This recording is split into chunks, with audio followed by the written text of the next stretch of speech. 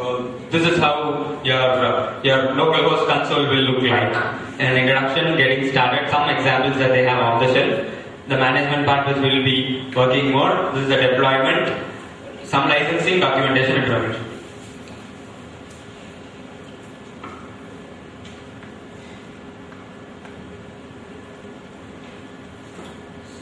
So you have full-fledged examples for each of the types, Silverlight, Flex, Flash, Ajax examples, and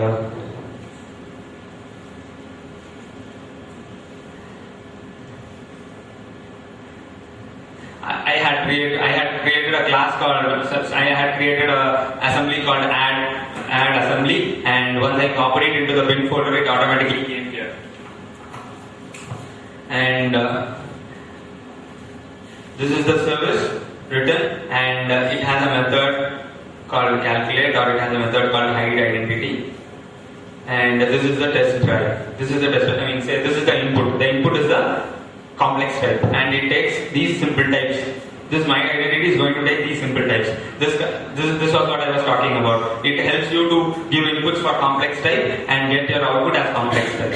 So this is a sample written already by them.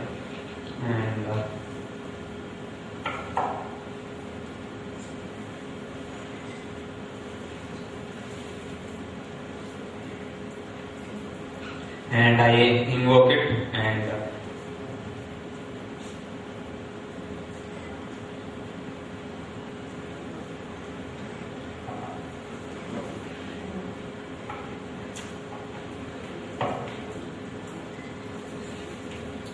could be some problem with what I am trying to give. Probably this will be the easier way.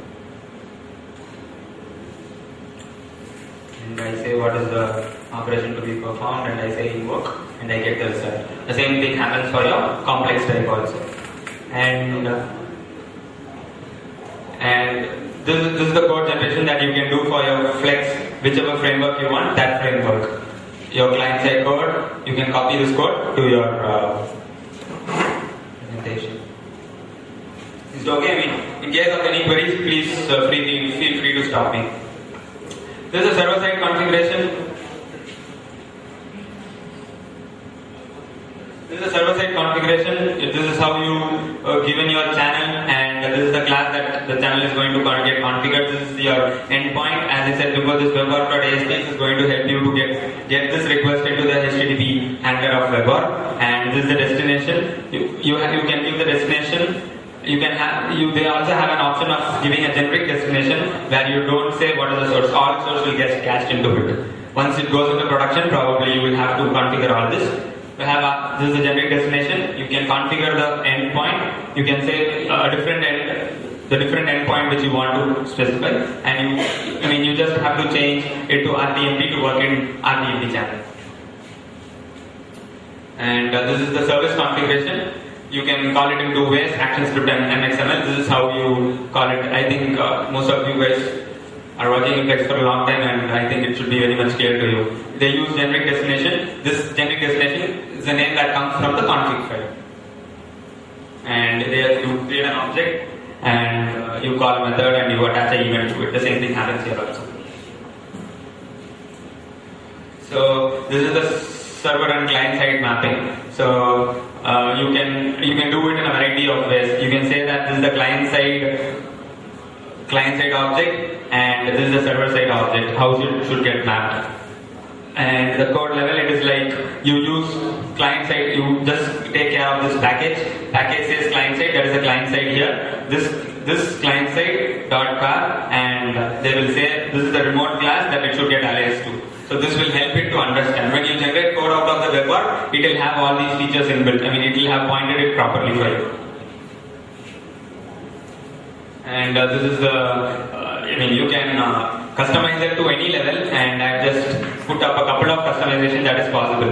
You can customize it saying how do you want to serialize. Usually you get a data set object or a data table object. It will get translated into an array of objects. You can say whether you want to make it as array or an array collection.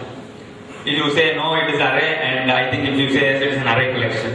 and you can write your custom serializers as well. This is how you write your custom serializer, and you register your custom serializer here, and it even serializes enumeration without any problem. So you have 3 types of serialization for enumerations, and it's like you directly take only the number part of it, or you take text part of it, or you take it as an object. You take both. There is a config already called enumeration serializer. You just have to mention which serialization that you want to perform for your class. And you also have an enumeration writer. There is an interface called enumeration writer. You can implement your class that should internally inherit from this enumeration writer, and you can register it as you have registered over here. That is a level of flexibility it gives you. So state management, again, you have AMF sessions. You can, how do you specify? How do you want? You want to create an object for every session, or you want to create an object for every at the application level. So there are 3 types of specifying it. You just specify at the .NET level, where you have something called attributes. You specify the attribute and you are done. Or probably you can do it at the script level, where you say what activate equal to session. That will take care. The whole URL will come, and then WebORB.ASPX will take it to that handler, and internally we were seeing an object called activator, right? That activator will take care of this, whatever name that you give, and it will create an object for you. So this is how an object goes.